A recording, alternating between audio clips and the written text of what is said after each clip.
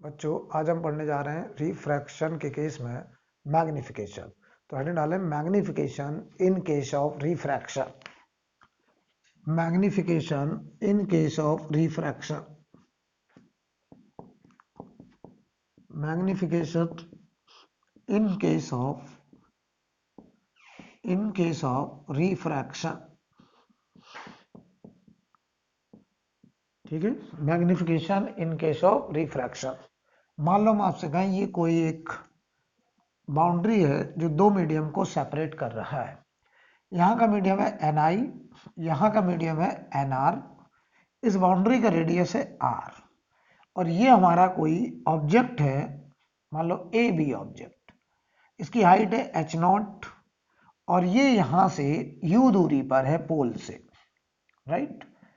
अच्छा, ये object principal axis के परपेंडिकुलर रखा है, तो इसके लिए हम लोग जो मैग्निफिकेशन पढ़ेंगे वो कौन सा मैग्निफिकेशन होगा बेटा? Transverse magnification. कौन सा मैग्निफिकेशन? Transverse, right. तो जरा समझते हैं ट्रांसवर्स मैग्निफिकेशन क्या होगा, जरा इस बात को समझा जाए। तो यार एक बात बताओ, इस ऑब्जेक्ट की इमेज, अच्छा बताओ, अगर ये पॉइंट ऑब्जेक्ट होता तो इमेज भी कैसी बनती? Point image. कहां बनती, कितने दूर बनती? तो हम लगाते थे रिफ्रैक्शन फार्मूला। रिफ्रैक्शन फार्मूला, और रिफ्रैक्शन फार्मूला होता nr upon v minus ni upon u is equal to nr minus ni upon r। ठीक है, बताओ बेटा। तो यहां से हम u वगैरह रख करके r रख करके v निकाल लेते। मान लो ये v आ गया, ये v आ गया, तो बताओ इस a पॉइंट की इमेज यहां कहीं बनती a डैश। अब बताओ बी पॉइंट की इमेज बी डैश इस लाइन में या तो ऊपर बनती या नीचे बनती। अब वो इमेज कहां बनेगी इसको जरा समझना है। तो हम बी से एक लाइट रे कंसीडर करें पोल पर, मान लो हमने कंसीडर किया, लाइट रे यहां भी जा रही होगी, हमने पोल पे माना इसका एंगल ऑफ इंसिडेंस आई है और हमने ये मान लिया कि N R greater than N I है। यार एन आर बड़ा होगा या एन आई बड़ा होगा, कोई तो एक बड़ा होगा, तो हमने मान लिया N R greater than N I. जरा जवाब दो, ये लाइट रे जाना चाह रहा था ऐसे, लेकिन ये चला गया टुवर्ड्स नॉर्मल, इस एंगल को बोलेंगे आर और यहां पे आएगा बी डैश और ये हाइट होगी इमेज की, ये हाइट ऑफ इमेज, राइट। इस पॉइंट पर हम लगा सकते हैं स्नेल्स लॉ, और स्नेल्स लॉ देखो क्या कहता है। स्नेल्स लॉ कहता है n1 sin i, तो n1 sin i is equal to n2 sin r, ये लिखेंगे हम लोग n1 sin i equal to n2 sin r। लेकिन ख्याल रहे हम लोग जो डिस्कशन कर रहे हैं वो पैरेक्सियल रे के लिए करते हैं, और अगर पैरेक्सियल रे हैं तो उनका angle of incidence tending to 0 degree होता है, और अगर एंगल टेंडिंग टू 0 डिग्री है तो बताओ हम साइन आई को आई लिख सकते हैं और टेन आई भी लिख सकते हैं, right. Sign I ten I लगभग बराबर होते हैं जब एंगल 0 डिग्री के करीब होता है। तो इसे हम यार पैरेक्सियल रे के लिए ऐसे लिख सकते हैं, n1 sin i को मैंने टेन आई लिख दिया, एन आर और साइन आर को मैंने टेन आर लिख दिया, राइट। साइन आर को मैंने टेन आर लिख दिया। ये ख्याल रही मैं पैरेक्सियल रे के लिए बात कर रहा हूं, ये एंगल बहुत ही स्मॉल एंगल है, टेंडिंग टू 0 डिग्री, मतलब ये वाली रे प्रिंसिपल एक्सिस के बहुत पास की रे है। यहां से जरा देखो एन आई टेन आई लगाओ इस ट्रायंगल में, height of object upon U, ये हुआ एन आर, और टेन आर लगाओ इसमें जरा height of image upon B, right. तो यहां से जरा देखिए आप गौर से, height of image upon height of object that is called transverse magnification. तो ये बताओ इधर जाएगा और ये रिजल्ट बन के आ गया N I upon N R V by U, N I upon N R V by U. तो ध्यान दीजिए, अगर कोई रिफ्रैक्शन का केस है, एक सिंगल बाउंड्री है, तो उस बाउंड्री के केस में ट्रांसवर्स मैग्निफिकेशन का रिजल्ट होता है N I upon N R V by U, right. अच्छा, अगर ऑब्जेक्ट प्रिंसिपल एक्सिस के अलोंग रख दिया जाए, अगर ऑब्जेक्ट, अच्छा बताओ ये आया ट्रांसवर्स मैग्निफिकेशन, आपको इतना तो आइडिया, ये मैग्निफिकेशन अगर पॉजिटिव तो कैसा इमेज बनता था? Erect image, erect image. और अगर बताओ मैग्निफिकेशन निगेटिव आता था तो इमेज कैसी बनती थी, इन्वर्टेड इमेज। क्लियर, ये सब हम आपको बता चुके हैं। अब देखिए longitudinal magnification in case of refraction. Longitudinal magnification, longitudinal magnification, longitudinal magnification in case of refraction, in case of refraction। जरा मतलब समझो इस बात का क्या है। मैं तुमसे कहूं कोई बाउंड्री है जो दो मीडियम को सेपरेट कर रहा है, यहां का मीडियम है Ni, यहां का मीडियम है Nr। यहां से u दूरी पर कोई ऑब्जेक्ट, शॉर्ट ऑब्जेक्ट है जिसकी लेंथ है du, और ये मान लो ए बी कोई ऑब्जेक्ट है, तो इसकी इमेज v दूरी पर जो साइज होगा इमेज का वो होगा मान लो dv, और ये मान लो a डैश और ये मान लो b डैश। तो हमें बताओ dv अपॉन du, इसे बोलेंगे हम लोग लॉन्गिट्यूडनल मैग्निफिकेशन, लॉन्गिट्यूडनल मैग्निफिकेशन। और ये ख्याल रहे longitudinal magnification in case of refraction for very short object, for very short object जो डिफरेंशियल साइज के ऑब्जेक्ट होंगे उनके लिए, राइट। तो इसकी वैल्यू आप चाहें तो मैं प्रूव कर दूं और आप चाहें तो इसे डायरेक्ट इस्तेमाल कर सकते हैं। आपको न्यूमेरिकल में इसको डायरेक्ट इस्तेमाल करना है और वो वैल्यू निकल के आती है। देखो हम D V by D U निकालेंगे तो इस इक्वेशन को मैं डिफरेंशिएट कर दूंगा, यही रिजल्ट आएगा जो लिखने जा रहा हूं। कहो तो कर देना, देख लो 1 मिनट लगेगा। पहले ये बताओ एकदम क्लियर है, इसे मैं रब कर दूं तो देखो ट्रांसवर्स मैग्निफिकेशन रिफ्रैक्शन के केस में Ni upon Nr V upon U होता है। अब मैं लॉन्गिट्यूडनल मैग्निफिकेशन निकाल के दिखा रहा हूं, और लॉन्गिट्यूडनल मैग्निफिकेशन जो होता है वो Ni upon Nr V square upon U square होता है। Ni upon Nr V square upon U square. अभी हम इसको प्रूव भी कर दे रहे हैं, और वो होगा height length of image dv upon length of object du। तो dv अपॉन du, ये ख्याल रहा है du जो है वो ऑब्जेक्ट का साइज है, डिफरेंशियल साइज का ऑब्जेक्ट है, और वो निकल के आ रहा है Ni upon Nr V square by U square. बताओ ये नंबर ऑलवेज पॉजिटिव, तो लॉन्गिट्यूडनल मैग्निफिकेशन ऑलवेज पॉजिटिव, मतलब image erect, always erect in case of refraction, erect image longitudinally erect image. यानी रिफ्रैक्शन के केस में इमेज हमेशा longitudinally erect होगा। Longitudinally erect का मतलब मार्कर ऐसे है तो इसका पॉइंटर अगर राइट है तो इमेज में भी पॉइंटर राइट साइड होगा। इमेज ऑलवेज लॉन्गिट्यूडनली इरेक्ट होगा। इसे मैं प्रूफ भी कर दे रहा हूं, जरा देखिए।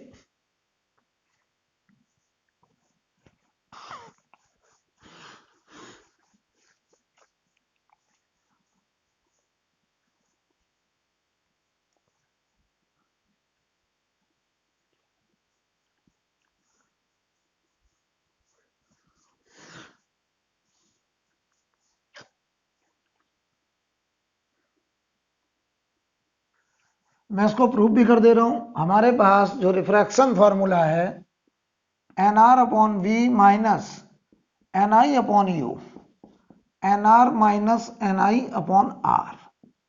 जरा देखो ये नंबर तो पूरा कांस्टेंट है, अगर U बदलेगा तो V बदलेगा, यानी U के बदलने पर V डिफरेंशिएबल है, V बदलेगा। अगर U बदलेगा तो V भी बदलेगा, यानी U अगर वेरी करेगा तो V वेरी करेगा। तो हम U के रिस्पेक्ट में V को डिफरेंशिएट कर सकते हैं, मतलब V image position is differentiable with respect to U। तो हमने इसको डिफरेंशिएट किया विद रिस्पेक्ट टू U। तो ये बताओ V की पावर -1 है तो माइनस Nr अपॉन B की पावर -2 तो V square dV upon du। इधर देखो plus Ni upon U square हो जाएगा, ये U की पावर -1 है, -1 बाहर आएगा तो प्लस, और U पावर -2 U स्क्वायर, और ये पूरा कांस्टेंट, इसका डिफरेंशिएशन 0। तो यहां देखो dV upon du that is called longitudinal magnification, और ये आएगा NI upon NR V square upon U square, ये है लॉन्गिट्यूडनल मैग्निफिकेशन, राइट। अगर हम बात करें इन केस ऑफ थिन लेंस, मान लो ये एक सिंगल बाउंड्री ना होकर के थिन लेंस का केस होता, इन case of thin lens, if medium is same, if medium is same in both side of lens,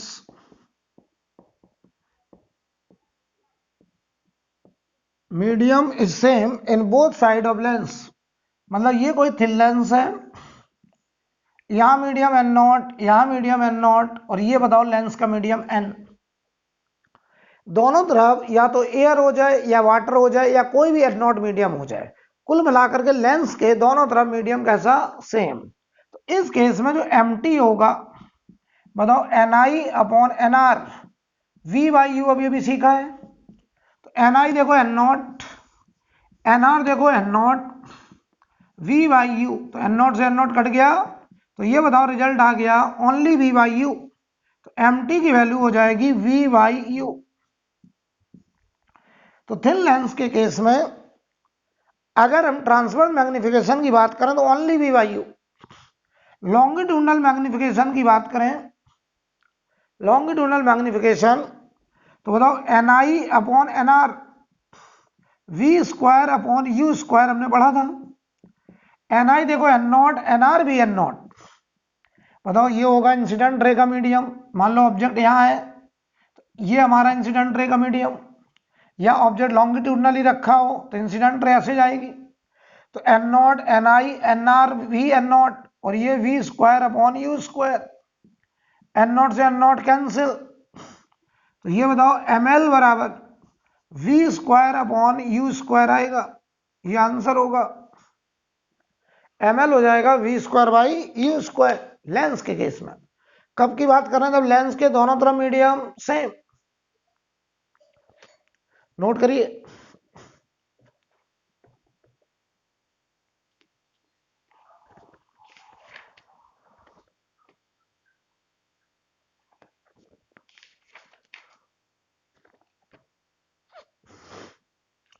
ठीक है, रब कर दें, एक सवाल करते हैं, चलिए।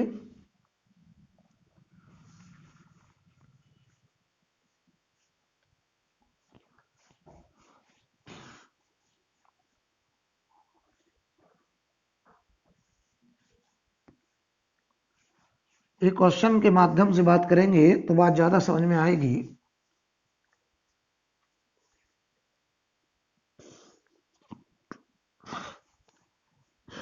देखिए जरा,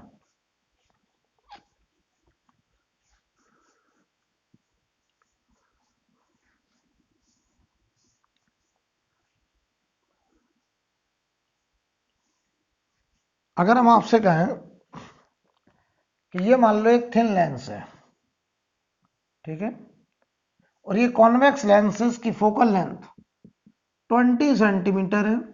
अच्छा, दोनों तरफ एयर है, अंडरस्टूड, अगर कुछ नहीं लिखा तो दोनों तरफ एयर से मीडियम, कोई ऑब्जेक्ट 30 सेंटीमीटर की दूरी पर इस लेंस से ऐसे कोई ऑब्जेक्ट रखा है और इसकी लेंथ है, ये 30 सेंटीमीटर है, इसकी लेंथ हम दे दे रहे हैं मान लो √2x mm, और ये रखा है 45 डिग्री एंगल पे, इसका नाम है A और इसका नाम B।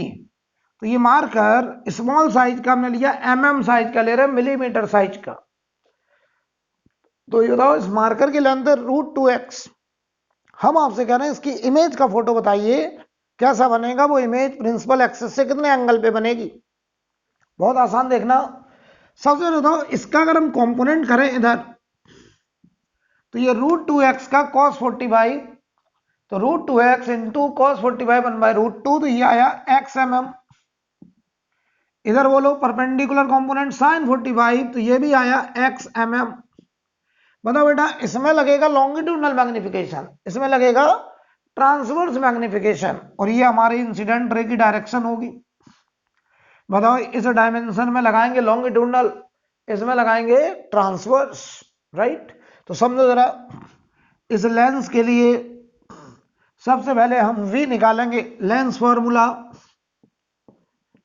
फॉर्मूला लगाइए और आप लिखेंगे 1/f बराबर 1/v माइनस 1/u। तो 1/f हुआ +20, कॉन्वेक्स लेंस है। v हमको निकालना है। u देखो पोल से ऑब्जेक्ट तक की दूरी इस कन्वेंशन के अपोजिट -30। तो ये देखो 1/20 माइनस 1/30, ये आ गया 1/v। तो एलसीएम हुआ 60, 3 माइनस 2, ये 1/v। तो v बराबर हो गया +60 सेंटीमीटर, +60।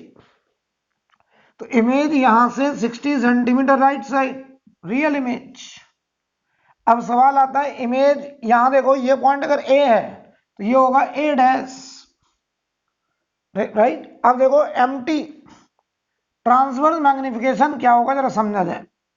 एमटी मैंने क्या सिखाया था, लेंस के केस में v/u, क्योंकि दोनों तरफ मीडियम सेम है और v और u को भी दिशाएं रखेंगे तो +60 अपॉन u देखो -30। तो ये बताओ बेटा -2 आ गया। बताओ ml क्या था लेंस के केस में, अगर दोनों तरफ मीडियम सेम तो v² अपॉन u²। तो v/u अगर -2 है तो ये हो गया +4। और अगर ये +4 तो ध्यान दो इस वाले डायमेंशन में mt लगेगा -2, माइनस का मतलब इन्वर्टेड, और 2 गुना 2 टाइम्स ट्रांसवर्स मैग्निफिकेशन अगर -2, इसका क्या मतलब है कि ये वाली डायमेंशन -2 टाइम्स होगी। माइनस का मतलब इन्वर्टेड होगी, 2 का मतलब 2 टाइम्स होगी। तो अगर ये ऊपर xmm तो यहां पर नीचे की तरफ 2xmm साइज का बनेगा। अच्छा ये देखो लॉन्गिट्यूडनल xmm, तो ml है हमारा +4, यानी लॉन्गिट्यूडनली इरेक्ट और 4 गुनी, यानी ये वाला कंपोनेंट इसी डायरेक्शन में 4 गुना इधर। तो ये हो जाएगा हमारा 4xmm। तो बताओ इनका रिजल्टेंट इधर कहीं आएगा तो बी पॉइंट यहां देखेगा b'। तो जो इमेज का साइज होगा, इमेज साइज वो होगा a', b' और वो होगा रूट के अंदर 2x का स्क्वायर प्लस 4x का स्क्वायर। तो ये होगा a', b' is equal to root के अंदर 20x²। गौर से देख लीजिए 16 4 20। तो ये हुआ 5√2, नो 5√2 क्यों, बताओ भाई, ये हुआ 2√5 और x बाहर हो गया mm। ये आ गया हमारा इमेज का साइज। ये इमेज ये प्रिंसिपल एक्सिस से कितने एंगल पे होगी, थीटा हम निकाल सकते हैं, या लगा दो tan theta. Perpendicular upon base तो 2x अपॉन 4x, ये आया 1/2। तो थीटा हो गया tan इनवर्स 1/2 इतने एंगल पर। नोट कर लीजिए।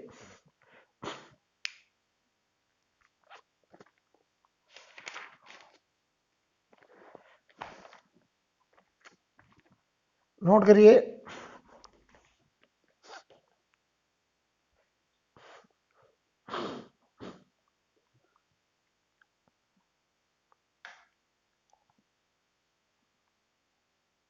हटा दें बेटा, राइट।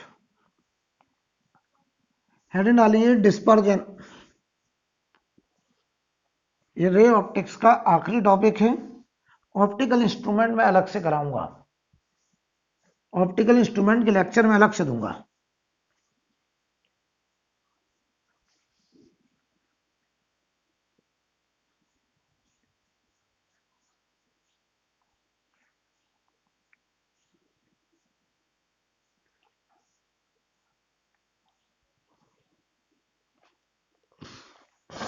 चलिए हेडिंग डालें डिस्पर्जन। तो पहले तो डिस्पर्जन क्या होता है हमें ये समझना है, और फिर हमको डिस्पर्जन दो जगह पढ़ना है, एक थिन प्रिज्म के केस में और एक थिन लेंस के केस में, राइट। तो डिस्पर्जन क्या है, व्हाइट लाइट को जब हम किसी थिन प्रिज्म या थिन लेंस पे डालते हैं तो व्हाइट लाइट में विजुअल रीजन में वायलेट से लेकर के रेड तक के कलर होते हैं, सबका वेवलेंथ अलग अलग है। तो वही लेंस का मीडियम या वही प्रिज्म का मीडियम अलग अलग कलर के लिए अलग अलग रिफ्रैक्टिव इंडेक्स शो करता है। तो हर कलर अलग अलग एंगल से डेविएट होता है।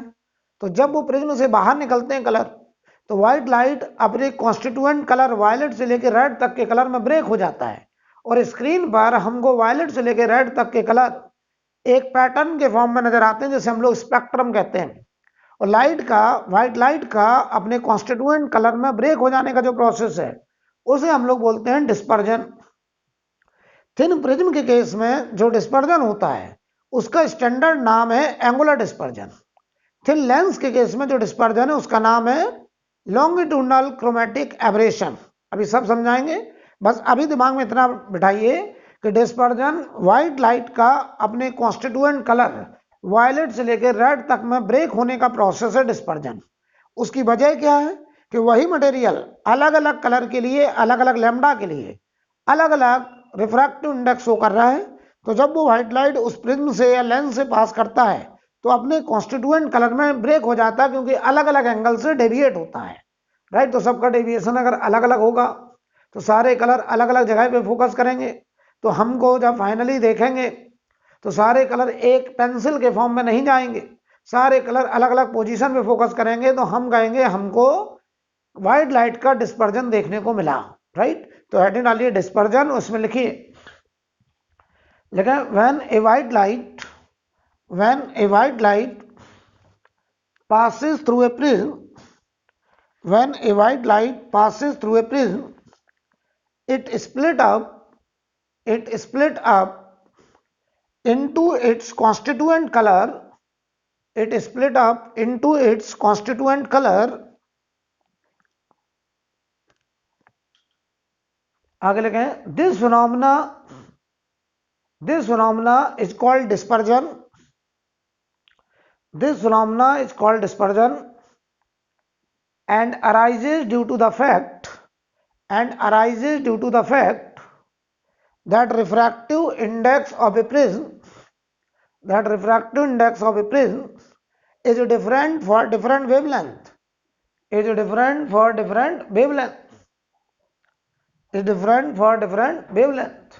राइट। तो पहले हम डिस्पर्जन पढ़ने जा रहे हैं थिन प्रिज्म के केस में, समझना। सबसे पहले हम डिस्पर्जन किसमें पढ़ने जा रहे हैं, थिन प्रिज्म। तो देखो बेटा, अगर हम कहें ये एक थिन प्रिज्म है, समझना जरा, ये prism angle less than 5 degree 10 degree तक थिन प्रिज्म मान लेते हैं।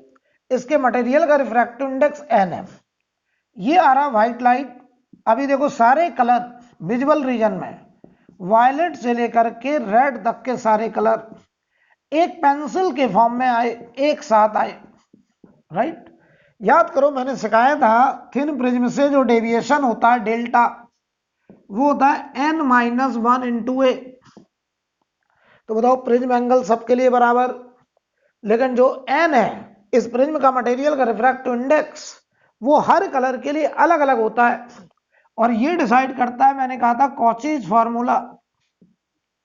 समझो कॉचीज फार्मूला क्या बेटा, कॉचीज फार्मूला कहता है n लैम्डा के साथ अलग अलग होता है a plus B by lambda square.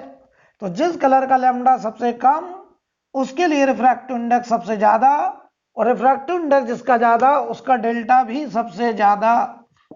तो बताओ वायलेट से लेकर रेड में सबसे कम लैम्डा वायलेट कलर का है, सबसे ज्यादा लैम्डा रेड कलर का है। ये ऑर्डर है वेवलेंथ का, इंक्रीजिंग ऑर्डर। वायलेट का लैम्डा सबसे कम, उसके बाद Indigo, blue, green, yellow, orange, red. सबसे ज्यादा लैम्डा किसका, रेड का। तो जरा बताओ हमें, सबसे कम लैम्डा जिसका उसका डेविएशन सबसे ज्यादा, तो वायलेट का डेविएशन सबसे ज्यादा और रेड का डेविएशन सबसे कम, यानी सबसे ज्यादा डेविएट जो कलर होगा वो वायलेट कलर होगा। तो ये देखो ओरिजिनल पाथ, हमने मान लो यहां पर एक स्क्रीन लगा रखा है, स्क्रीन,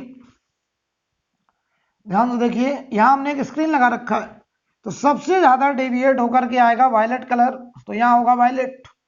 इसके ऊपर होगा इंडिगो, ऐसे, इसके ऊपर होगा ब्लू, ग्रीन, येलो, ऑरेंज और सबसे कम डेविएट होगा रेड।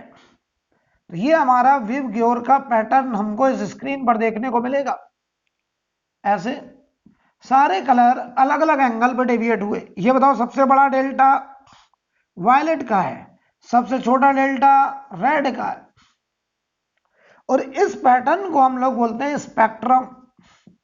स्पेक्ट्रम। तो बताओ हमने क्या देखा कि जब ये व्हाइट लाइट एक पेंसिल के फॉर्म में जग गई और जब थिन प्रिज्म से पार करी तो अपने कॉन्स्टिट्यूएंट कलर में टूट गई और हमें स्क्रीन पर एक कलरफुल पैटर्न नजर आया, विव ग्योर, राइट। तो आप हमें बताएं इसे स्पेक्ट्रम कह रहे हैं। तो हम कह रहे हैं कि लाइट का डिस्पर्जन हो गया। व्हाइट लाइट जब एक थिन प्रिज्म से पार करा तो अपने कॉन्स्टिट्यूएंट कलर में टूट गया और हमने कहा कि व्हाइट लाइट का डिस्पर्जन हो गया, राइट। अब बताओ जो डिस्पर्जन हुआ सारे कलर हमें इतने एंगल में देखने को मिल रहे हैं, ये एंगल थीटा। बताओ वायलेट से लेकर के रेड तक के कलर ये हैं और ये सारे कलर इस थीटा एंगल में मिल रहे हैं। इस थीटा को हम लोगों ने नाम दे दिया एंगुलर डिस्पर्जन। एंगुलर डिस्पर्जन क्यों नाम दिया एंगुलर डिस्पर्जन? क्योंकि यहां सारे कलर एक एंगल में मिल रहे हैं। हमको सारे कलर एक एंगल में देखने को मिले तो हमने उसका नाम रख दिया एंगुलर डिस्पर्जन। तो बताओ थीटा बराबर ये होगा delta violet minus delta red. सबसे ज्यादा डेविएशन वायलेट का, सबसे कम डेविएशन रेड का। तो इन दोनों के डेविएशन का जो डिफरेंस है उसी एंगुलर रीजन में हमें सारे कलर देखने को मिले। तो हमने इसीलिए उसका नाम रख दिया एंगुलर डिस्पर्जन, क्योंकि प्रिज्म से जब व्हाइट लाइट बाहर आई तो सारे कलर एक एंगुलर रीजन में हमको देखने को मिले। हमने उसका नाम रखा एंगुलर डिस्पर्जन थीटा। तो बताओ ये थीटा क्या बना?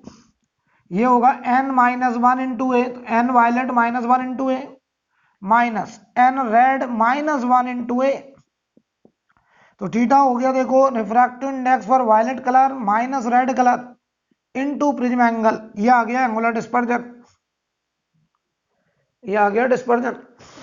नोट करिए।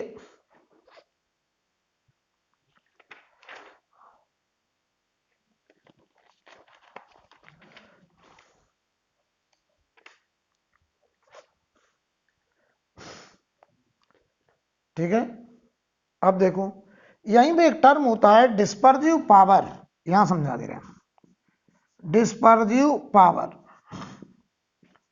इसको हम लोग ओमेगा से रिप्रेजेंट करेंगे और ये हमेशा एक पॉजिटिव कांस्टेंट होगा। पॉजिटिव कांस्टेंट जो कि प्रॉपर्टी होगी मटेरियल की। प्रॉपर्टी ऑफ मटेरियल मतलब अगर ग्लास है तो ग्लास में भी कैटेगरी होता है। जैसे मैं कहूँ क्राउन ग्लास है तो क्राउन ग्लास का चाहे प्रिज्म हो चाहे लेंस हो उसका डिस्पर्जिव पावर फिक्स होगा। या फ्लिंट ग्लास है तो उसका डिस्पर्जिव पावर अपने आप में फिक्स होगा, राइट। तो देखिए डिस्पर्जिव पावर को हम ओमेगा से रिप्रेजेंट करेंगे और ये डिस्पर्जिव पावर ओमेगा बराबर ये होता है angular dispersion upon deviation for mean colour. Yellow colour, yellow colour को हम लोग मीन कलर कहेंगे। तो angular dispersion with respect to deviation for mean colour.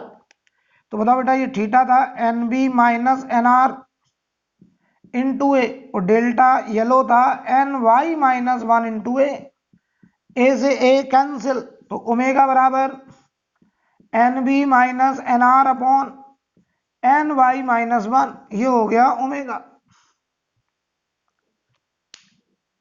Right. अगर कई बार सवाल में एन वाई नहीं गिवन है, क्वेश्चन में अगर एन वाई नहीं गिवन है तो आप एन वाई को N V plus N R Y two भी लिख सकते हैं। अगर कई बार सवाल में मीन कलर येलो कलर के लिए रिफ्रैक्टिव इंडेक्स नहीं दिया है तो आप एन वाई की जगह N B plus N R Y two भी लिख सकते हैं, राइट। अच्छा इसको हम डिफरेंशियल फॉर्म में ऐसे लिखते हैं, ये दोनों एक्सट्रीम कलर के रिफ्रैक्टिव इंडेक्स का डिफरेंस है तो इसे D N differential change in refractive index upon N minus one ऐसे भी लिख देते हैं। नोट करिए। अच्छा एंगुलर डिस्पर्जन को थीटा को हम ओमेगा के टर्म्स में कैसे लिख सकते हैं, थीटा बराबर ओमेगा इंटू डेल्टा वाई। तो थीटा को लिखने का एक और फॉर्म आ गया, थीटा बराबर ओमेगा इंटू डेल्टा वाई की वैल्यू है A N Y minus one. तो थीटा बराबर A omega N Y minus one भी लिखा जा सकता है। देखो कई बार सवाल में अगर एन बी एन आर दिए, प्रिज्म एंगल दिया है, एंगुलर डिस्पर्जन पूछा है तो थीटा निकाल लेंगे। कई बार सवाल में डिस्पर्सिव पावर दे देते हैं प्रिज्म का, और मीन कलर येलो कलर के लिए रिफ्रैक्टिव इंडेक्स दे देते हैं, और प्रिज्म एंगल दे देते हैं, और फिर कहा जाए एंगुलर डिस्पर्जन निकालो। तो हम करेंगे थीटा बराबर A omega N by minus one. Note करिए,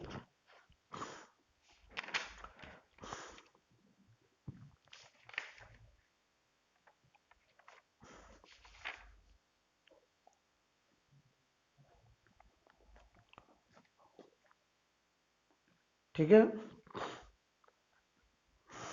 क्वेश्चन लिखिए, इस पे एक एक सवाल कर लेते हैं पहले, आसान आसान सा। सवाल आसान ही होते हैं इसमें, बस थोड़ा याद रखना पड़ेगा। हटा दें बेटा।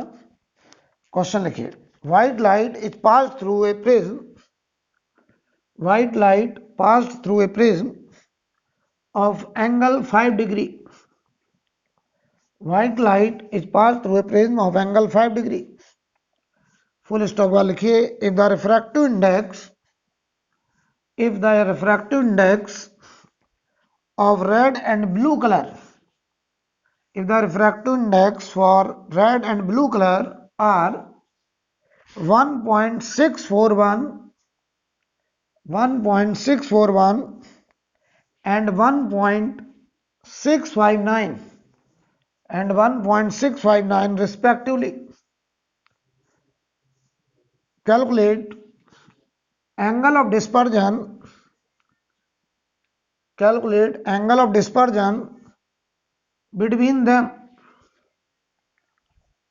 calculate angle of dispersion between them। ठीक है, तो चलो भाई, एक हमें ब्लू कलर दिया है, एक रेड कलर दिया है, तो थीटा बराबर ये delta blue minus delta red हो जाएगा। यहाँ वायलेट और रेड नहीं दिए, यहाँ ब्लू और रेड दिया है, तो बताओ यही थीटा एन ब्लू कलर के लिए माइनस एन रेड के लिए इंटू ए। तो ये देखो angular dispersion 1.659 minus 1.641 into 5 degree. Solve करोगे तो आप पाओगे ये 0.090 डिग्री, ये आ गया एंगुलर डिस्पर्जन। क्लियर। एक सवाल और लिखिए,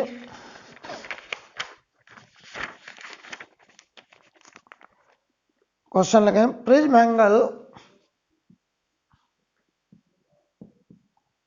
क्वेश्चन लिखिए, prism angle of A prism is 10 degree, prism angle of A prism is 10 degree,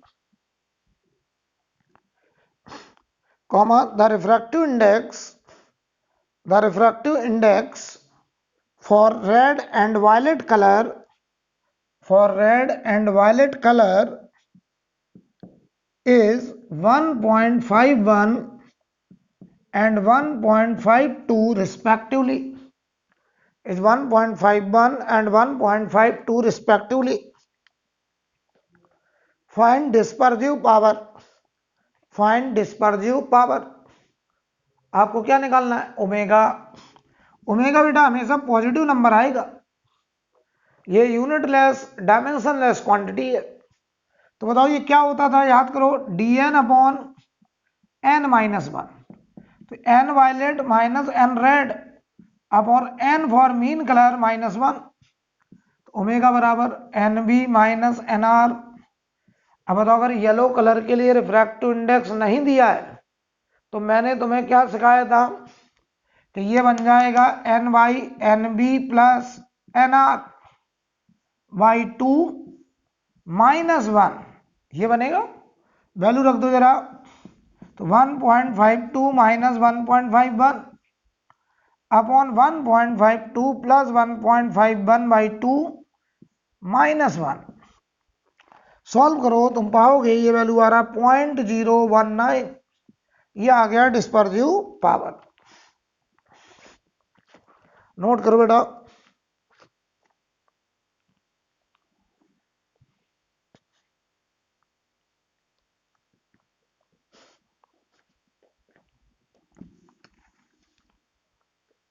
ठीक है, कोई प्रॉब्लम? अब हेडिंग डालिए dispersion in case of thin lens. तो देखो थिन प्रिज्म के केस में जो डिस्पर्जन है उसका नाम है एंगुलर डिस्पर्जन या डिस्पर्जन एंगल, क्योंकि वहां पे सारे कलर हमें एक एंगुलर रीजन में नजर आए और वो एंगल वायलेट और रेड के बीच का एंगल है। अब हम डिस्पर्जन देखने जा रहे हैं थिन लेंस के केस में। ठीक है, तो देखिए जरा।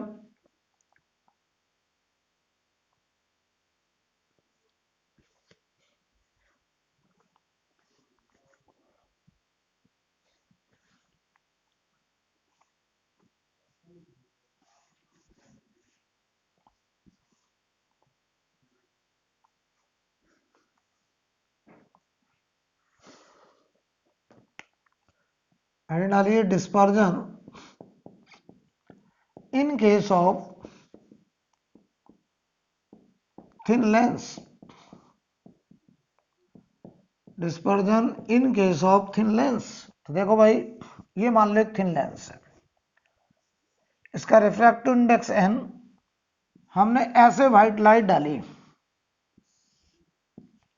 ये मान लो व्हाइट लाइट है, तो इसमें देखो वायलेट से लेकर के रेड तक के कलर एक पेंसिल के फॉर्म में जा रहे हैं। लेकिन बताओ इस लेंस का जो मटेरियल n है वो वायलेट से लेकर रेड तक के लिए अलग अलग रिफ्रैक्टिव इंडेक्स शो करेगा। याद करो फोकल लेंथ होता था 1/f बराबर n-1 1/r1 माइनस 1/r2। तो ये नंबर तो कांस्टेंट है, जिसका लैम्डा सबसे कम उसके लिए n सबसे ज्यादा, उसका फोकल लेंथ सबसे कम। तो सबसे कम फोकल लेंथ होगा वायलेट का और सबसे ज्यादा फोकल लेंथ होगा रेड का। तो जिसका फोकल लेंथ सबसे कम वो कलर सबसे पहले फोकस करेगा, ऐसे ये फोकल लेंथ होगा वायलेट का। इसके बाद यहां फोकस होगा Indigo, blue, green, yellow, orange, और सबसे दूर फोकस होगा कौन सा कलर? रेड, ऐसे, क्योंकि रेड की फोकल लेंथ सबसे ज्यादा आ रही है, ये रेड। तो बताओ सारे कलर अगर एक पॉइंट पर फोकस नहीं करे तो हमको जो इमेज मिली ये फोकल लेंथ रेड का है। हमको जो इमेज मिल रही है वो इतने रीजन में मिल रही है, coloured image, coloured and blurred image, coloured and blurred image.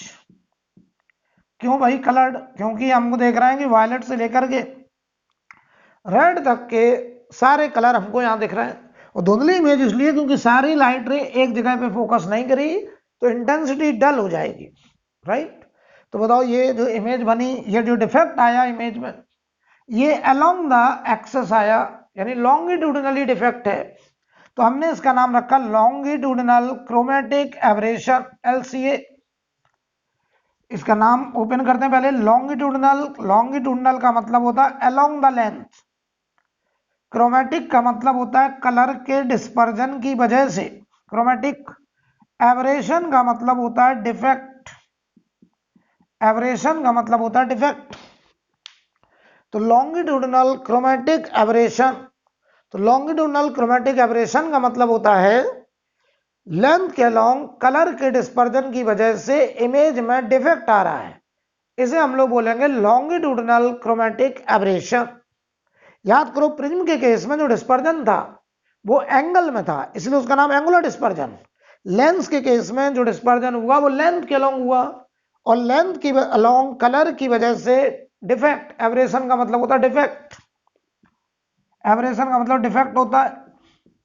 तो यहां बताओ इमेज में along the length due to dispersion of colour defect पाया गया, इसलिए उसका नाम हमने रख दिया LCA। और ये LCA की वैल्यू बताओ FR माइनस FB है, जैसे हम लोग -D FV कहते हैं डिफरेंशियल फॉर्म में। डिफरेंशियल फॉर्म में क्या कहते हैं, माइनस डी एफ, ध्यान रखना डी एफ नहीं माइनस डी एफ, और एल सी ए यहां पर F R minus F B है, राइट, नोट करिए। अगर हम एक लेंस का एल सी ए ओमेगा के टर्म्स में निकालें, किसके टर्म्स में, ओमेगा के टर्म्स में, तो ध्यान दीजिए जरा, ये जो इक्वेशन है 1/f बराबर n minus 1/r1 minus 1/r2, अगर हम इसको डिफ्रेंशिएट कर दें with respect to refractive index, तो ये नंबर तो कांस्टेंट है, तो ये minus 1/f² df upon dn, इधर बचेगा 1/r1 माइनस 1/r2, ये होगा इक्वेशन नंबर 1 और ये होगा इक्वेशन नंबर 2। तो यहां बताओ जरा, f से f कट गया, इनको डिवाइड कर दो जरा, इक्वेशन नंबर 1 डिवाइडेड बाई 2, तो ये बताओ बनेगा dn upon n minus 1 equal to, देख लो भाई, इक्वेशन 1 में 2 से डिवाइड करो तो एक f कट जाएगा, dn अपॉन n माइनस 1, या एक काम करें इसको ऐसे लिख देना है, तो ये देखो dn upon n minus 1 equal to हमारा यहां से आएगा f के बराबर, नहीं इसको जरा गौर से देखिए, डिफरेंस डिवाइड करिए जरा, 1/2 एक f कट जाएगा, तो ये बचा minus D F upon F, इधर पहुंच गया dn, इधर बचा n माइनस 1, देख लो, तो dn अपॉन n माइनस 1 इधर लाए और into minus D F,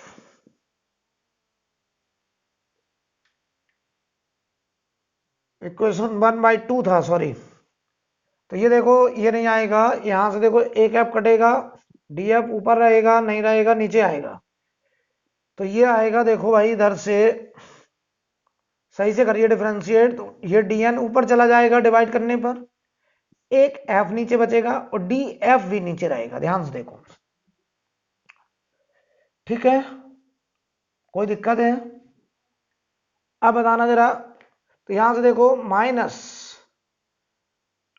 minus छोड़ दीजिए इधर, dn अपॉन n माइनस 1 इधर रोक लीजिए इक्वल टू, ठीक है, इधर गया minus D F upon F, इधर गया, और ये देखो जरा, जब तुम डिवाइड करोगे क्वेश्चन नंबर 1/2 तो ये f ऊपर जाएगा, तो ये f ऊपर गया, तो यहां f आया, तो माइनस डी एफ की वैल्यू आ गई, जरा गौर से देखिए, इस पूरे को हम लोगों ने कहा था omega, omega into F, L C A omega into F हो गया एक सिंगल लेंस के लिए,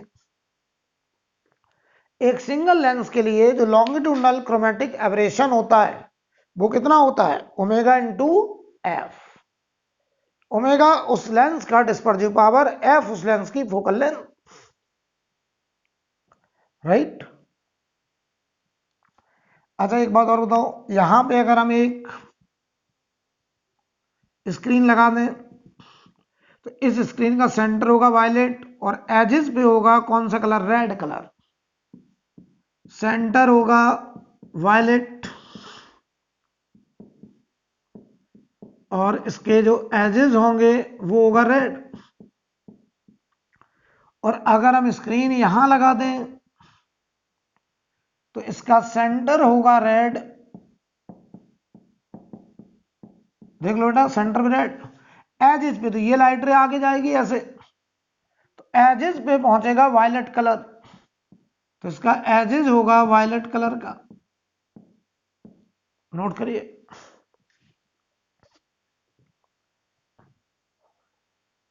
राइट। और एक सिंगल लेंस का जो एलसीए होता है वो ओमेगा इंटू एफ होता है, ओमेगा इंटू एफ। अब हेडिंग डालिए, achromatism in case of thin lens, जो डिस्पर्जन हुआ प्रिज्म में उसे हम लोगों ने नाम दिया एंगुलर डिस्पर्जन, लेंस में जो डिस्पर्जन हुआ उसे हमने नाम दिया एलसीए। तो इससे डिफेक्ट आ रहा है इमेज में, हम उस डिफेक्ट को रिमूव करने जा रहे हैं। और रिमूव करने के लिए हम जो टेक्निक लगाते हैं उस टेक्निक का नाम है एक्रोमेटिज्म। और डिस्पर्जन को खत्म करने के लिए जो टेक्निक इस्तेमाल कर रहे हैं उसे बोलना है एक्रोमेटिज्म। और एक अकेले लेंस से कभी एक्रोमेटिज्म अचीव नहीं किया जा सकता।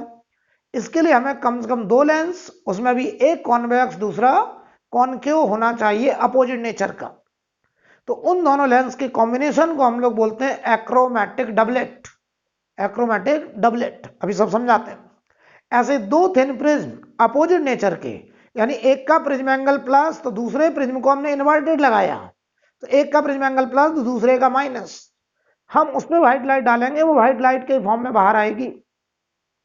तो ऐसे 2 थिन प्रिज्म जो लाइट के डिस्पर्जन को रोक दे, यानी एंगुलर डिस्पर्जन को खत्म कर दे। तो अगर हम बताइए डिस्पर्जन को रोकना चाहते हैं तो थिन लेंस में डिस्पर्जन का नाम LCA था, हम चाहते हैं व्हाइट लाइट डालें, व्हाइट लाइट के फॉर्म में बाहर आए। तो ये तभी संभव है जब LCA नेट 0 हो जाए। और अगर प्रिज्म के केस में डिस्पर्जन को रोकना है तो एंगुलर डिस्पर्जन को खत्म करना है, यानी थीटा नेट 0 करना है। तो ऐसा करने के लिए हमें जो 2 थिन प्रिज्म और 2 थिन लेंस कॉन्टेक्ट में लगाने चाहिए, वो एक कंडीशन को सेटिस्फाई करने चाहिए। वो कंडीशन हम बताने जा रहे हैं। तो हेडिंग डालिए achromatism in case of thin lens. Achromatism in case of thin lens. देखिए जरा,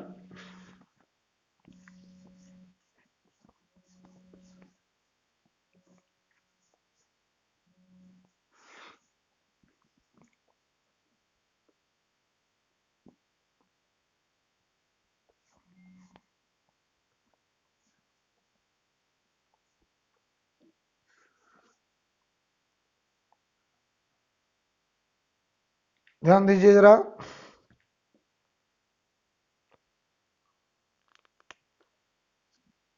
अगर हम बात करें achromatism, achromatism in case of thin lens, पहले बात कर रहा हूं मैं। तो थिन लेंस के केस में अगर एक्रोमेटिज्म अचीव करना है तो LCA नेट को 0 करना है। और ऐसा करने के लिए हमें जो 2 थिन लेंस कांटेक्ट में लगाने पड़ेंगे उसमें एक कॉन्वेक्स और दूसरा कॉनकेव होना चाहिए। इसकी फोकल लेंथ f2। और ये दोनों थिन लेंस एक कंडीशन को सेटिस्फाई करेंगे। ये दोनों थिन लेंस एक कंडीशन को सेटिस्फाई करने चाहिए, वो कंडीशन अभी बताने जा रहे हैं। इस पहले लेंस का डिस्पर्सिव पावर ω1, इसका ω2। हम चाहते हैं कि यहां से हम व्हाइट लाइट डालें, व्हाइट लाइट, सारे कलर एक पेंसिल के फॉर्म में जा रहे हैं और हम चाहते हैं ये सारे कलर एक साथ एक पेंसिल के फॉर्म में ही फोकस करें। यही फोकल लेंथ वायलेट का हो, यही फोकल लेंथ रेड का हो, और ये सारे कलर एक पेंसिल के फॉर्म में जाएं और ये व्हाइट लाइट के फॉर्म में ही लाइट बाहर आए, व्हाइट लाइट। इसके लिए जिन 2 थिन लेंस को हमने कांटेक्ट में लगाया है, इन लेंस के कॉम्बिनेशन को हम लोग बोलते हैं एक्रोमेटिक डबलेट। एक्रोमेटिक डबलेट बोलते हैं। ठीक है, व्हाइट लाइट डाली, व्हाइट लाइट ही बाहर आई। ऐसे 2 थिन लेंस के कॉम्बिनेशन क्या बोलते हैं? Achromatic doublet. और इसके लिए LCA नेट 0 होना चाहिए। तो इसकी जो कंडीशन है, ये दोनों थिन लेंस क्या कंडीशन सेटिस्फाई करने चाहिए, तो हम डेरिवेशन नहीं कर रहे हैं, डायरेक्ट आप रिजल्ट न्यूमेरिकल में इस्तेमाल करिए। इसके लिए कंडीशन है ω1 पहले लेंस का डिस्पर्सिव पावर इंटू f2, या इसको और बढ़िया से लिखते हैं, ऐसा है ω1 upon f1 plus ω2 upon f2 बराबर 0 होना चाहिए।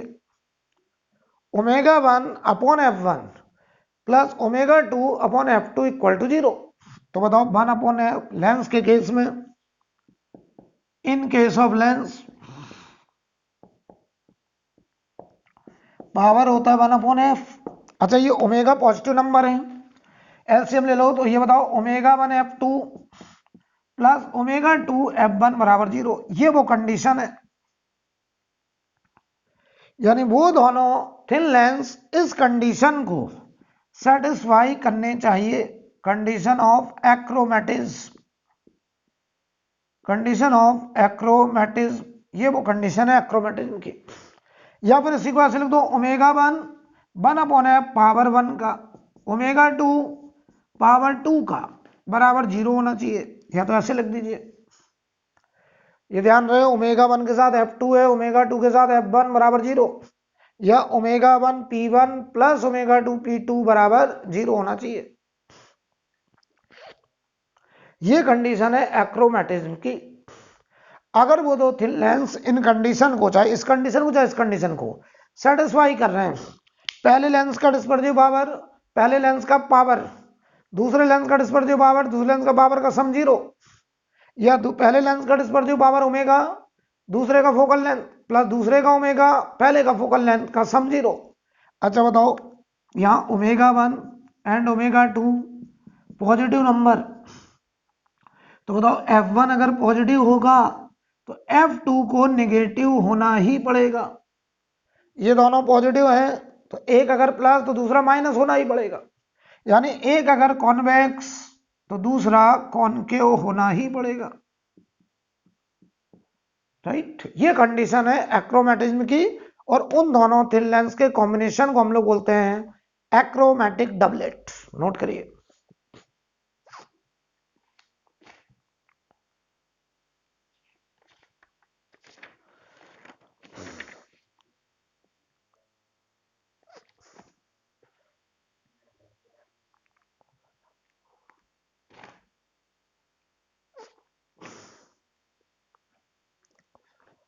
हटा दिया जाए। देखिए भाई,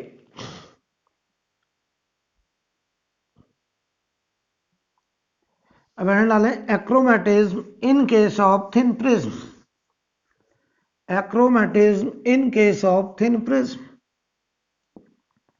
अब हम थिन प्रिज्म के केस में एक्रोमेटिज्म अचीव करने जा रहे हैं, यानी हम थिन प्रिज्म के केस में डिस्पर्जन को खत्म करना चाहते हैं। थिन प्रिज्म के केस में हम डिस्पर्जन को खत्म करना चाहते हैं, ध्यान दीजिए जरा। Achromatism in case of thin prism,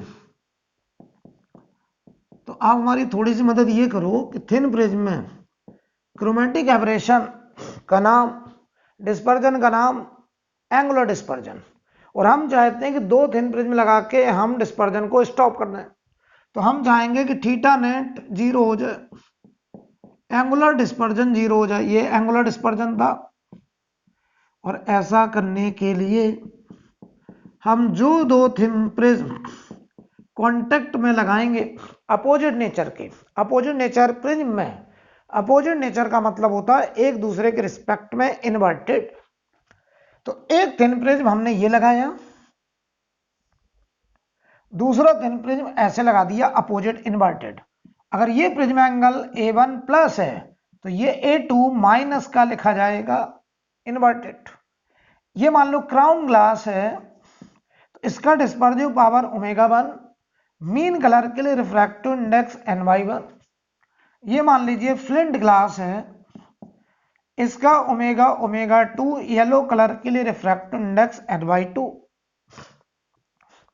हम क्या चाहते हैं कि अगर हम यहां से व्हाइट लाइट डालें, सारे कलर एक पेंसिल के फॉर्म में जाए, तो जब इन दोनों प्रिज्म से बाहर आए तो अभी भी एक पेंसिल के फॉर्म में बाहर आए, सारे कलर एक साथ निकले। तो देखो भाई, जाना चाहिए था ओरिजिनल पाथ ये मान लो ऐसे निकल रहे, और सारे जो कलर हैं वो एक साथ निकल रहे हैं। ये हमारा व्हाइट लाइट है, देखो बेटा व्हाइट लाइट। तो बताओ, हमने व्हाइट लाइट भेजा, व्हाइट लाइट ही बाहर आया, तो यही डेल्टा वायलेट का है, यही डेल्टा रेड का है, यानी सारे कलर इक्वल डेविएशन करे। तो इसी कंडीशन को हम लोग बोलते हैं डेविएशन तो है, डेविएशन तो है without dispersion, deviation without dispersion ऐसे बोलेंगे। तो कहीं लिखा हो डेविएशन विदाउट डिस्पर्जन, इसका मतलब थीटा नेट जीरो, और थीटा नेट जीरो इसका मतलब एक्रोमेटिज्म, और थीटा नेट जीरो का मतलब एक्रोमेटिज्म।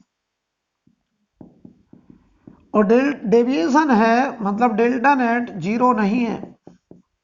और इन दोनों थिन प्रिज्म के कॉम्बिनेशन को हम लोग बोलते हैं एक्रोमेटिक डबलेट, एक्रोमेटिक डबलेट। तो जरा बताओ बेटा, यहां थीटा नेट क्या है? जीरो, क्योंकि जितना वायलेट डेविएट हुआ उतना रेड, तो हम थीटा नेट को जीरो करेंगे। थीटा नेट होगा theta one plus theta two, तो ये जीरो। थीटा बताओ ओमेगा और येलो कलर मीन कलर के रिफ्रैक्टिव इंडेक्स के टर्म्स में A1 omega one N Y one minus one. अच्छा, अगर ये प्लस लिखा है तो ये माइनस लिखना पड़ेगा, इन्वर्टेड है, तो minus A2 omega two N Y two minus one. तो अगर हमें A1 दिया, ओमेगा वन दिया, एन वाई वन दिया, ओमेगा टू और एन वाई टू दिया, तो हम यहां से A2 निकाल सकते हैं अगर A2 पूछा गया है तो। जो पूछा जाए वो बता दे, जो पूछा जाए हम वो बता सकते हैं, ठीक है। हम वो कहते हैं डेल्टा निकालो, तो डेल्टा बराबर delta one plus delta two, पहले प्रिज्म से डेविएशन फिर दूसरे प्रिज्म से डेविएशन। तो बताओ पहले प्रिज्म डेल्टा होता था n minus one into A, N लेंगे मीन कलर के लिए। तो ये देखो जरा, A1 N Y one minus one, अगर A1 को प्लस लिख रहे हैं तो A2 को माइनस, तो ये लिखा जाएगा minus A2 N Y two minus one. तो देखो A2 यहां से निकला, यहां रख देंगे, डेल्टा नेट आ जाएगा। तो इतना डेविएशन है, लेकिन डिस्पर्जन कितना है? Zero, theta net zero. और थीटा का जीरो होना मतलब एक्रोमेटिज्म होना, मतलब हमने दो प्रिज्म के कॉम्बिनेशन से व्हाइट लाइट का अपने कॉन्स्टिट्यूएंट कलर में टूटना रोक दिया। तो उन दो तीन प्रिज्म के कॉम्बिनेशन को हम लोग बोलने लगते हैं एक्रोमेटिक डबलेट। नोट करिए।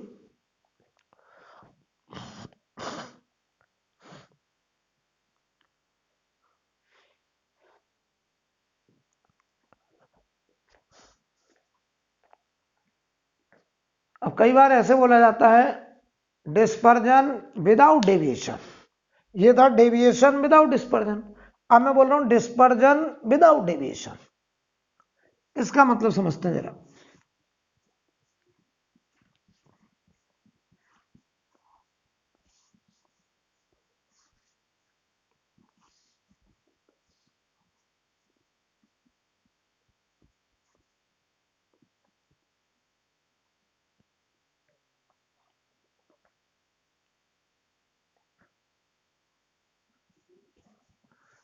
अगर मैं बोलूं dispersion without deviation, dispersion without deviation, इसका मीनिंग समझो जरा क्या है। डिस्पर्जन तो है थीटा नेट नॉन जीरो, और विदाउट डेविएशन मतलब डेल्टा जीरो है। क्या हम इसे एक्रोमेटिज्म कहेंगे? नहीं, एक्रोमेटिज्म होता है जब थीटा जीरो हो, तो ये एक्रोमेटिज्म नहीं है, this is not achromatism, right. अब देखो इस केस में भी हमसे ऑब्जेक्टिव में सवाल कर देते हैं वो, ये दो थिन प्रिज्म एक दूसरे के रिस्पेक्ट में inverted, A1 A2 ny1 ny2, ये येलो कलर के लिए पहले मटेरियल का रिफ्रैक्टिव इंडेक्स, वो दूसरे का, इसका ओमेगा वन इसका ओमेगा टू, ये मान लो क्राउन ग्लास, ये मान लो फ्लिंट ग्लास। तो कह रहे हैं कि बताइए डिस्पर्जन विदाउट डेविएशन, इसका मतलब अगर यहां हमने व्हाइट लाइट डाला तो यहां व्हाइट लाइट अपने कॉन्स्टिट्यूएंट कलर में टूट गया ऐसे,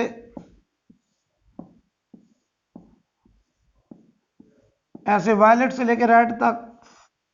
लेकिन बताओ डेल्टा, व्हाइट लाइट हॉरिजॉन्टल जा रही थी, सारे कलर हॉरिजॉन्टल निकले,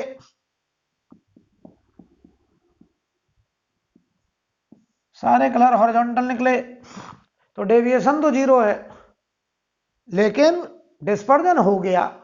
तो इस केस में हमें अगर कुछ पूछा जाए तो हम डेल्टा नेट को 0 कर देंगे, यानी A1 ny1 minus 1 minus A2 ny2 minus 1 को 0 कर देंगे।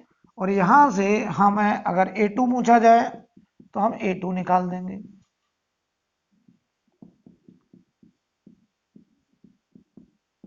राइट। और अगर वो हमसे कहे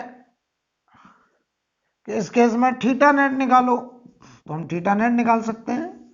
θ1 plus θ2 A1 ω1 ny1 minus 1 minus A2 ω2 ny2 minus 1। Note करिए।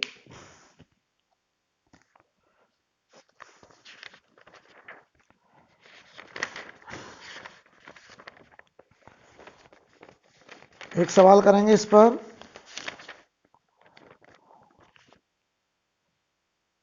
सवाल लिखिए।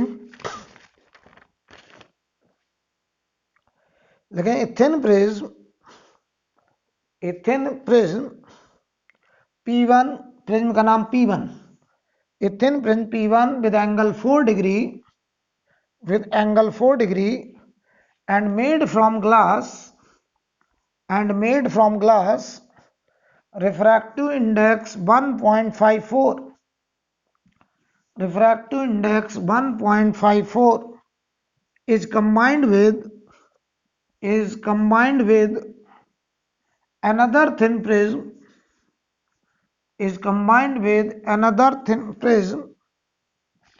P2,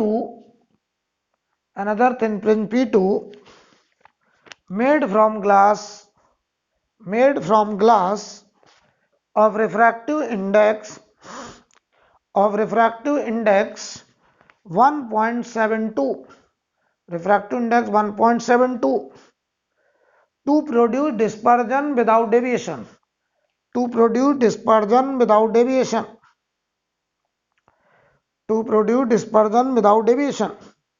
Find angle of prism 2. तो देखो सवाल में क्या बोला गया, डिस्पर्जन विदाउट डेविएशन। क्वेश्चन पढ़ लो, यहां पर डिस्पर्जन है विदाउट डेविएशन, और विदाउट डेविएशन का मतलब डेल्टा नेट 0। डिस्पर्जन है मतलब थीटा नेट 0 नहीं है। पहले प्रिज्म का एंगल 4 डिग्री, पहले प्रिज्म के मटेरियल का रिफ्रैक्टिव इंडेक्स मीन कलर के लिए 1.54, दूसरा A2 हमसे पूछा है, और दूसरे का रिफ्रैक्टिव इंडेक्स मीन कलर के लिए 1.72। तो आप बताओ क्या 0 कर दो, डेल्टा 0 कर दो तो डेल्टा नेट ये होगा डेल्टा1 प्लस डेल्टा2, ये 0, ये होगा A1 ny1 minus 1 minus A2, क्योंकि दूसरा प्रिज्म पहले के रिस्पेक्ट में इन्वर्टेड ny2 माइनस 1। तो यहां देखो जरा 0 बराबर 4 डिग्री 1.54 माइनस 1, A2 निकालना है 1.72 माइनस 1। तो A2 बराबर 4 डिग्री टाइम्स 0.54 अपॉन 0.72, 18 से कट रहा है 3/4, तो आंसर आया 3 डिग्री। यानी जो दूसरा प्रिज्म है उसका प्रिज्म एंगल 3 डिग्री होगा। नोट करिए।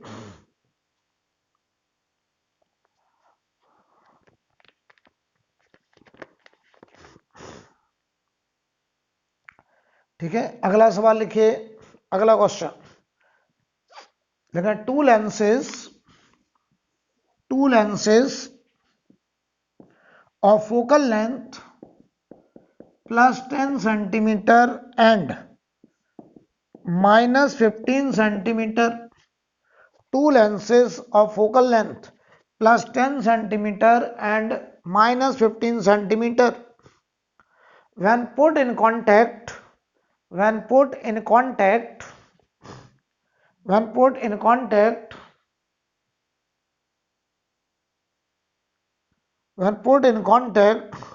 behave like a convex lens. Behave like a convex lens.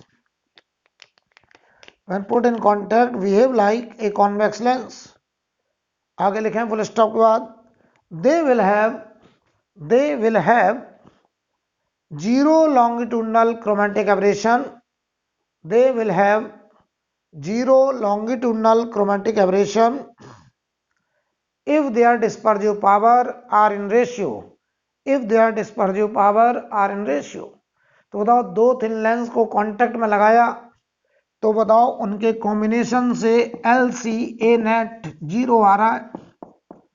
कह रहे हैं they will have zero longitudinal chromatic aberration, या हम ऐसे बोलते हैं कि they will form achromatic doublet. एक ही बात है. अगर एक्रोमेटिक डबलेट भी बोल दें तो इसका मतलब LCA नेट 0. तो बताओ बेटा ओमेगा 1 के साथ F2 ओमेगा 2 के साथ F1 का सम 0 होना चाहिए. ये कंडीशन है LCA नेट 0 की. तो ओमेगा 1 के साथ -15 ओमेगा 2 के साथ +10 बराबर 0. ओमेगा 1 अपॉन ओमेगा 2 पूछा है हमसे. तो ये बताओ 10/15 + 2/3 आंसर. उनके डिस्पर्सिव पावर का रेशियो 2/3 होगा. राइट. अब इसके आगे ऑप्टिकल इंस्ट्रूमेंट के हम अलग से लेक्चर देंगे. ठीक है. तो आज मैं यहीं से रोक रहा हूं.